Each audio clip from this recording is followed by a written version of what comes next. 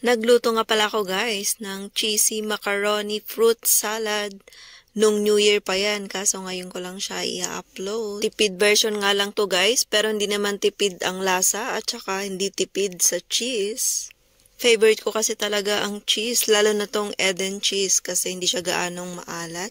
Katamtaman lang yung lasa niya. Sa sobrang pagtitipid nga guys ay halos lahat na ng shop dito sa Abu Dhabi ay nahalughub ko na at nahanap ko nga yung pinakamurang mga ingredients. Ganon kasi talaga dito, mayroong shop na mura yung ganito, sa iba naman ay mahal, kaya kailangan mo talaga i-compare para mahanap mo yung mura. Medyo marami nga tong ginawa ko guys kasi para nga naman may pagsaluhan kami nung New Year ng mga kasama ko sa bahay. At saka ganun din makapag-share din ako sa aking mga workmates. Ay, ang fruit cocktail nga lang aking ihalo guys. Bali naka-offer din yan. And then itong red na parang kaong siya, coconut palm yata yung tawag niyan.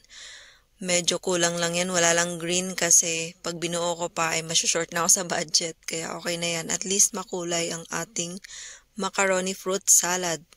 At syempre ayan, hiniwa-hiwa ko na nga ang cheese. At after nga maluto ng pasta ay pinalamig ko muna saglit. At ayan na nga, ihalo na natin lahat ng ingredients. Sobrang dali lang nito gawin guys. At ang una kong nilagay ay itong condensed milk.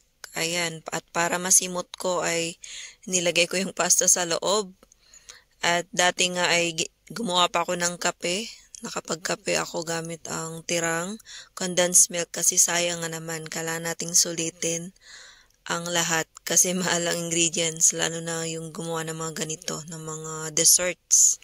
Bale sa dalawang small packs ng pasta guys ay dalawang condensed milk, dalawang all-purpose cream, at saka dalawang cheese lang yung nilagay ko.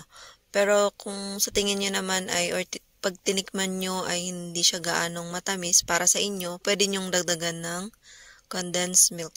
At yang sa fruit cocktail naman talaga ay parang optional lang naman siya. Pwede namang mag-macaroni salad kayo nang walang ganyan yung mga fruits.